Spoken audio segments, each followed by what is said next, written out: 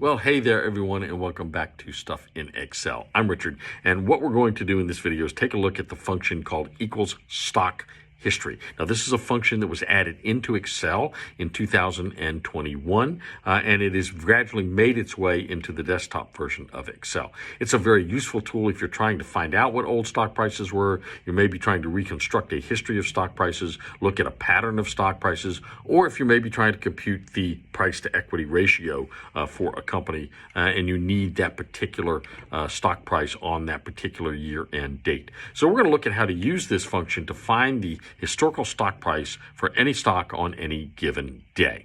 So I'm going to set this up. Now I've got over here, I've got blocks, and let me just go and put the borders around these so it makes it a little cleaner looking. So we're going to do that. And there we go right there. So I've got stock ticker symbol. I've got the start date for my range for which I'm going to search and the end date for the range I'm going to search. This is the basic information you're going to need to do this particular function. Now there's other aspects to this function, other elements to this function that we can use, and we will use them. But right now we're just going to use the basic functions. So I'm going to go down to cell A5 and I'm going to type in equals stock history. And I'm going to hit my parenthesis, and the first thing it wants me to put in is the stock amount, or the stock sticker symbol, I say. So I'm going to click on that block, because that's where that sticker symbol is going to be. Next, I'm going to hit a comma, and it wants my start date. That's always going to be in B2. Then it's going to want my end date. That's going to be in B3, and I'll hit close paren, enter. Now, it doesn't know what to do because I haven't given it any information. So let's assume I'm going to look up Amazon. That symbol is AMZN. Let's say we're going to look at that, at Amazon's price from, let's say, January 1st, 2023 through, and I'm going to go now, the end date's going to be, let's say, December 31st, 2024.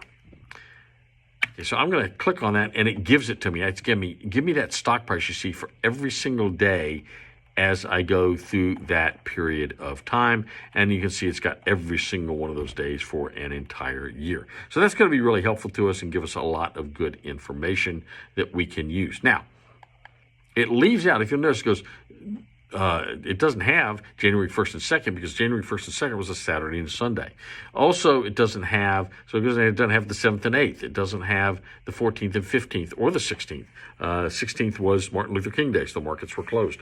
So it doesn't have all of the dates because it only gives the dates for which there is information. It doesn't give us the dates during which the stock market was closed. Now, there's other things we can do. First, let's notice a couple things about this. I can change the ticker symbol really easily. If I wanted to look at Ford, I can type in Ford for theirs because their symbol is F-O-R-D. What if I want to look at GM? I could look up IBM. I could look up Apple. So as long as I know the symbol for a given company, I can type in and change the information I'm getting just by changing the name of the company up here. That's why I like putting the information here rather than embedding it in the formula. You can embed it in the formula if you wish, but it's not going to be as easy to edit and to change. Now, the other thing I want to show you is where that formula resides. That formula resides right now in cell A5 because that's where I put it. Now, the information really doesn't start until cell A6, right? That's because it put in these headers. Now, we can actually get the information without the headers if we want to.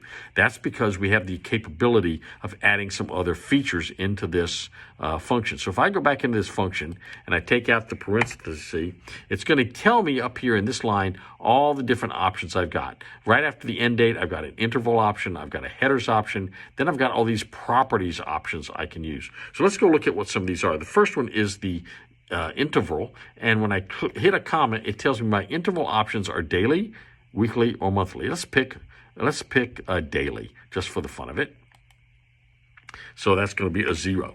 Then we hit a comma, and next option is we want a header, no header. So right now we'll show the header. I'll show you in a moment what happens if we take the header out. Next thing, so I hit comma. Next thing is we've got a lot of options here.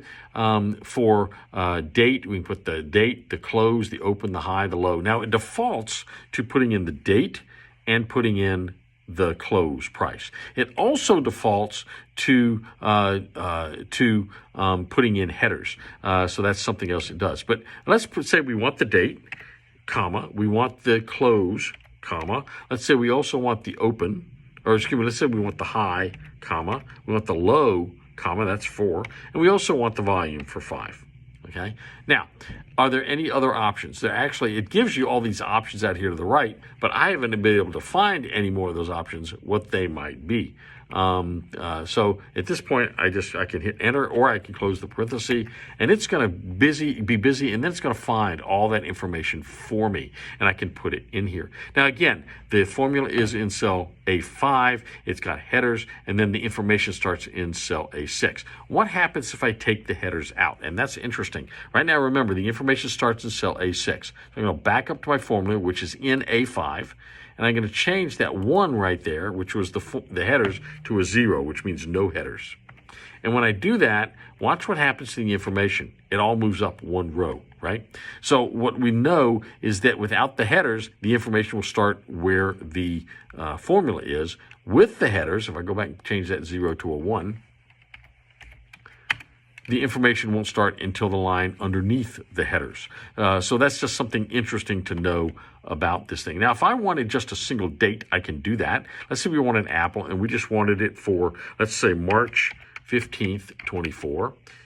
Hit enter. And we also then wanted, and we didn't want all that information, so we did 3/15/24.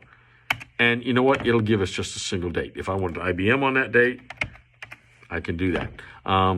If I wanted Tractor Supply, and I can't remember what their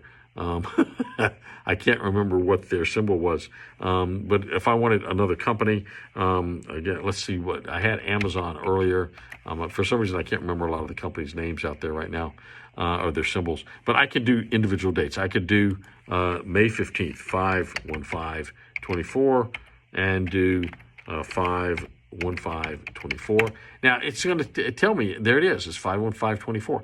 What if I put in September 30th, 23, and I go down here and put in September 30th, 23? It's going to give me this value thing. And the reason it gives me that is because I happen to know that September 30th, 2023 was a Saturday. That's one of those days that doesn't exist. If we go back, remember I said 1/16/24 was Martin Luther King Day. If I put in 1/16/24 and then 1/16/24, again, well, maybe that wasn't right. Maybe it was 23 that was the, let's go back and see. Maybe that was 23 that was Martin Luther King Day. It sure was. It was the 23rd, because that was, so there's no information on that day, so it gives me this value symbol. If I went out to 1/17, that's my start date. Right now it doesn't do anything because the start date is after the end date, so I got to change the end date as well. And I get the date. If I'd started it on 1/16 and had an end date of 1/17, all it's going to give me is that one date that it actually has information. Well, hopefully this was helpful. Hopefully you learned a new trick, a new way to go get information you might need to fill out a report, do a chart, sort of look at a trend on stock price for a particular company. Hopefully this was helpful. If so, make sure and subscribe to the channel and click that like button below.